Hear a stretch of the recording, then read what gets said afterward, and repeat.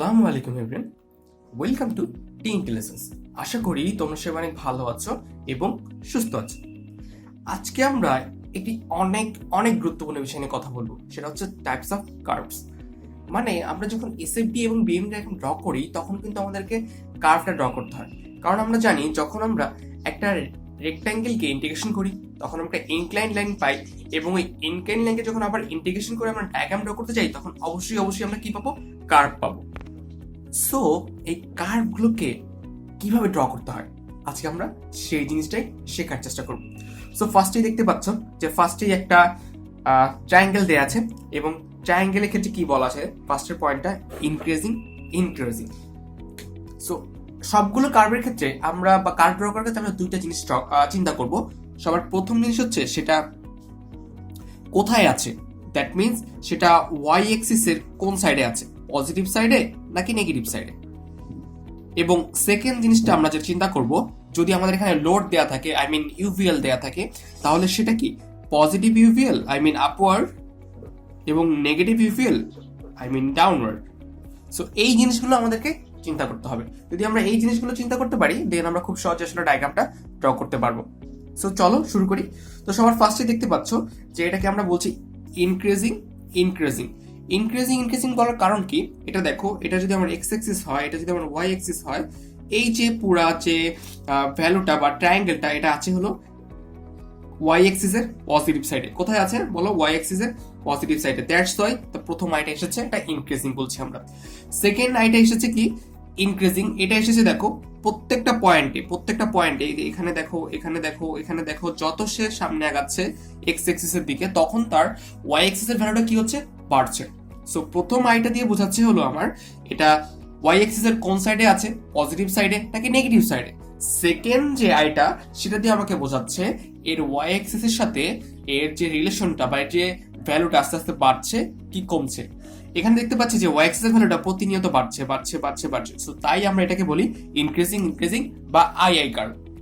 So তোমরা বুঝতেই পারছো এই কার্ভটা যেভাবে ড্র করা হয়েছে, এবং এর পরের যে আমরা যে কার্ভটা ড্র করবো, আই মিন এই ট্রায়াঙ্গেলটা থেকে যে কার্ভটা ড্র করবো সেটার নেচার কিন্তু সেমই হবে। সো কার্ভটা কিভাবে হবে? কার্ভটা হবে এইভাবে। সো এইটার ক্ষেত্রে কি দেখতে পাচ্ছ, ফার্স্ট কন্ডিশনটা ফুলফিল করছে কিনা দেখো। এই কার্ভটা আমি ড্র করেছি ওয়াই অ্যাক্সিস এর পজিটিভ সাইডে, দ্যাট মিন্স ইনক্রিজিং, এবং এর ওয়াই অ্যাক্সিস এর ভ্যালুটা কি হচ্ছে? প্রতিনিয়ত বাড়ছে। দ্যাটস তো এটাকে আমি বলছি ইনক্রিজিং কার্ভ। এবং সেকেন্ড যে কন্ডিশনটা এটার জন্য অ্যাপ্লিকেবল হবে সেটা হচ্ছে দেখো, এটার জন্য লোডটা আপওয়ার্ড, এভাবে লোডটা যদি আপওয়ার্ড থাকে, আই মিন ফার্স্টেই যদি তোমার লোডের যে ভ্যালুটা বা বিমে যদি লোডটা আপওয়ার্ড দেওয়া থাকে তাহলেও কিন্তু এই সেম ফিগারটাই হবে। এরপরে চলে আসো ডিক্রিজিং। আবার এই ইনক্রিজিং দিয়ে কি বোঝাচ্ছে? এটা x Axis, this is Y Axis. এটা ওয়াই অ্যাক্সিস এর কোন দিকে আছে? পজিটিভ দিকে আছে। এবং ডিক্রিজিং দিয়ে কি বোঝাচ্ছে? প্রতিনিয়ত যতই সামনে যাচ্ছি আমার এক্স অ্যাক্সিস দিকে যতই যাওয়া যাচ্ছে এর ওয়াই অ্যাক্সিস এর ভ্যালুটা আস্তে আস্তে কমে যাচ্ছে। দ্যাটস ওয়াই এটাকে আমরা বলি আই ডি। সো দেখো যে এখানে এক্স অ্যাক্সিস এর ভ্যালু সামনের থেকে কম, এখানে আরো কম, এখানে আরো কম, এখানে কম, এবং সবার লাস্টে গিয়ে একদম জিরোতে মিলে গিয়েছে। সো দ্যাটস ওয়াই এটার কার্ভটাও আসলে ওই জিনিসটাই ফলো করবে।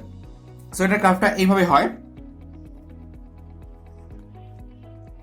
সো দেখতে পাচ্ছ এটা কোন সাইডে আছে? এটা আছে হলো আমার ওয়াই এক্সিস এর পজিটিভ সাইডে, দ্যাটস মিন্স ইটস ইনক্রিজিং। এবং এটার যে ভ্যালুটা, এটার ভ্যালুটা প্রথমে মনে হতে পারে যে হ্যাঁ এটার ভ্যালুটা তো ওয়াই এক্সিসে আস্তে আস্তে বাড়ছে, কিন্তু না, আমরা আসলে ফার্স্ট এবং লাস্টের দিকে তাকাবো। যদি দেখতে থাকো তুমি, তাহলে দেখবা যতই সামনে আগাতে যাচ্ছ তুমি এই কার্ভটা নিয়ে, ততই দেখবা আস্তে আস্তে কার্ভটার কি ভ্যালুটা একটা সময় সর্বোচ্চ পর্যায়ে গেলেও তারপর কিন্তু আস্তে আস্তে কার্ভটা আবার নিচের দিকে চলে আসবে। দ্যাট মিন্স এটা আবার ডিক্রিজিং এর মতো আচরণ করবে। দ্যাটস ওয়াই এটাকে আমরা বলি ডিক্রিজিং বা আই ডি। সেম ভাবে এখন এটার জন্য কি, যদি লোড থাকে তাহলে লোডটাও এখানেও কি হবে? আপওয়ার্ড লোডের জন্য এই ফিগারটা অ্যাপ্লিকেবল হবে। এরপরে কি দেখো আছে ডিক্রিজিংটা কেন? প্রথম ডিক্রিজিংটা হচ্ছে এটা যদি ওয়াই অ্যাক্সিস হয়, এটা আছে ওয়াই অ্যাক্সিস এর নেগেটিভ সাইডে, দ্যাটস ওয়াই প্রথমে ডিক্রিজিং হয়ে গিয়েছে এখানে। এবং এই যে দেখো ফার্স্টের যে ট্রায়াঙ্গেলটা কি হচ্ছে? ট্রায়াঙ্গেলের ভ্যালুটা ওয়াই অ্যাক্সিস এর ভ্যালুটা কি হচ্ছে? প্রতিনিয়ত বেড়ে বেড়ে যাচ্ছে বলছে এই সেন্সে বুঝাচ্ছি তার ডিস্টেন্সটা বেড়ে যাচ্ছে, এক্সিস এর সাথে এক্স এক্সিস সাথে তার ডিস্টেন্সটা বেড়ে যাচ্ছে। যদি নেগেটিভ সাইডে তার ভ্যালুটা বেড়ে যাচ্ছে, তুমি চিন্তা করতে পারো যে ভাই যদি পজিটিভ 1 হয় এবং নেগেটিভ 1 হয়, তার ভিতরে তো পজিটিভ 1 অবশ্যই বড়, এবং নেগেটিভ 1 এবং নেগেটিভ 3 এর থেকে তো নেগেটিভ 1 অনেক বড় এবং নেগেটিভ 3 ছোট।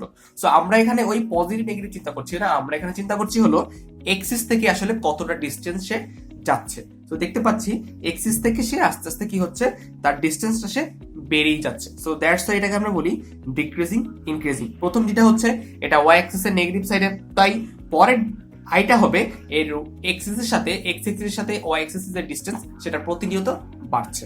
সো দ্যাটস ওয়াই এটাকে আমরা বলি ডিআই। সো ডিআই এর ডায়াগ্রামটা কি, সেম কন্ডিশন ফলো করবে, এইভাবে হবে। ওকে, সো দেখতে পাচ্ছ এটা কোন সাইডে আছে, নেগেটিভ সাইডে, that means it is decreasing, এবং এর ওয়াই অ্যাক্সিস এর ভ্যালুটা কি প্রতিনিয়ত বেড়ে যাচ্ছে। দ্যাটস ওয়াই এটাকে আমরা বলি ডিক্রিজিং ইনক্রিজিং। এবং সবার লাস্ট যেটা আছে সেটাকে আমরা বলি ডিক্রিজিং ডিক্রিজিং কার্ভ।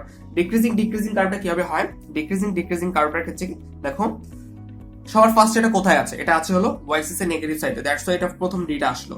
সেকেন্ড ডিটা কেন আসবে, এর ওয়াই অ্যাক্সিস এর ভ্যালুটা প্রতিনিয়ত কমে যাচ্ছে, দেখো এর ওয়াই অ্যাক্সিস এর ভ্যালুটা প্রতিনিয়ত কমে যাচ্ছে, দ্যাটস ওয়াই এটাকে আমরা বলি ডিক্রিজিং। প্রথম দিটা হচ্ছে এটা ওয়াই অ্যাক্সিস এর নেগেটিভ সাইডে আছে, সেকেন্ড দিটা হচ্ছে এটা আর যে এক্স এর সাথে যে রিলেশন বা এক্স এর সাথে যে তার ডিসটেন্সটা সেটা প্রতিনিয়ত কি হচ্ছে, কমে যাচ্ছে। সো এটাকে আমরা ডি দিয়ে প্রকাশ করতে পারি। সো এটা যে ডায়াগ্রামটা সেটা প্রকাশ করতে হয়, দেখতে পাচ্ছ এটার ক্ষেত্রে সেম কন্ডিশন, যে দেখো এটা কোন সাইডে আছে, নেগেটিভ সাইডে আছে, দ্যাটস ওয়াই ডিক্রিজিং। এবং এর ফার্স্ট এবং লাস্ট পয়েন্টটা তুমি চিন্তা করো, দেখো যে এর ভ্যালুটা কি আস্তে আস্তে কমে যাচ্ছে, এর ভ্যালুটা আস্তে আস্তে কমে কি হচ্ছে, প্রথমে বেড়ে গিয়ে আস্তে আস্তে কমে গিয়ে জিরো হয়ে যাবে, that's why this is also decreasing. এবং এই বোথ কেসের ক্ষেত্রে আসলে দুইটা ক্ষেত্রে লোডটা কি হবে, অবশ্যই ডাউনওয়ার্ড। যদি ডাউনওয়ার্ড লোড হয় তাহলেও আসলে এই ফিগারটা অ্যাপ্লিকেবল।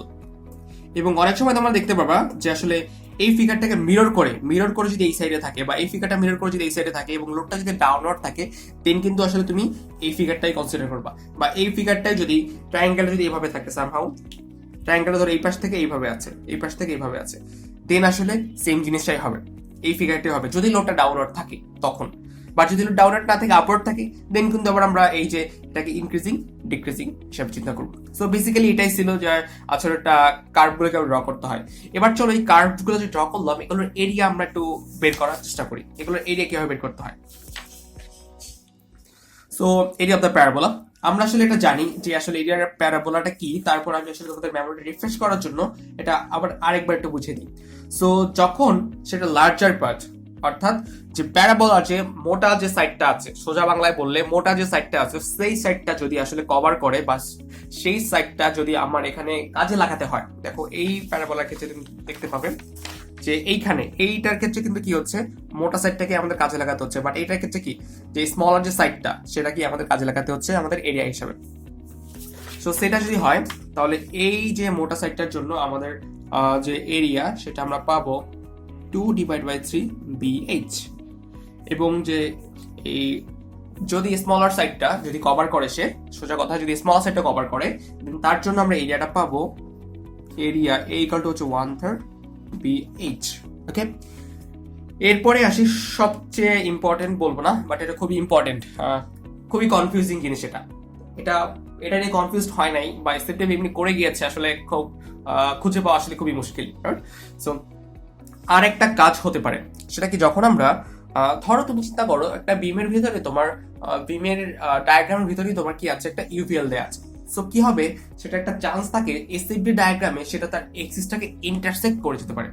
আমি আবার বলছি, এসএফডি ডায়াগ্রামে তার এক্সিসটাকে ইন্টারসেক্ট করে ফেলতে পারে।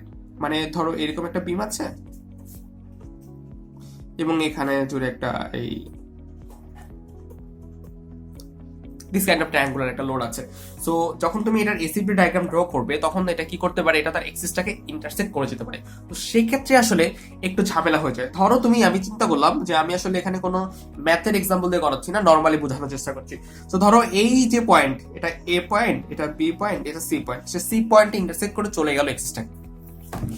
তখন আসলে কি হবে, তখন আসলে দেখো নর্মালি যদি শুধু ট্রায়াঙ্গেল থাকে বা শুধু যদি অন্য যে কোনো সাইড থাকে বা শুধু একটা সাইডে কাজ করে, তখন কিন্তু সে পুরোটাই ট্রায়াঙ্গেল হিসেবে কাজ করে।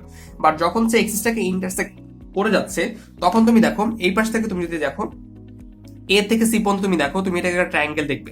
বাট তুমি যদি বি আর সি পার্টটা দেখো, তখন তুমি কি দেখছো? একটা রেক্ট্যাঙ্গেল দেখছো। একটা, সরি, নট অনলি রেক্ট্যাঙ্গেল, একটা রেক্ট্যাঙ্গেল প্লাস একটা ট্রায়াঙ্গেল, দ্যাট মিনস এটা একটা ট্র্যাপিজিয়াম ফর্ম করছে।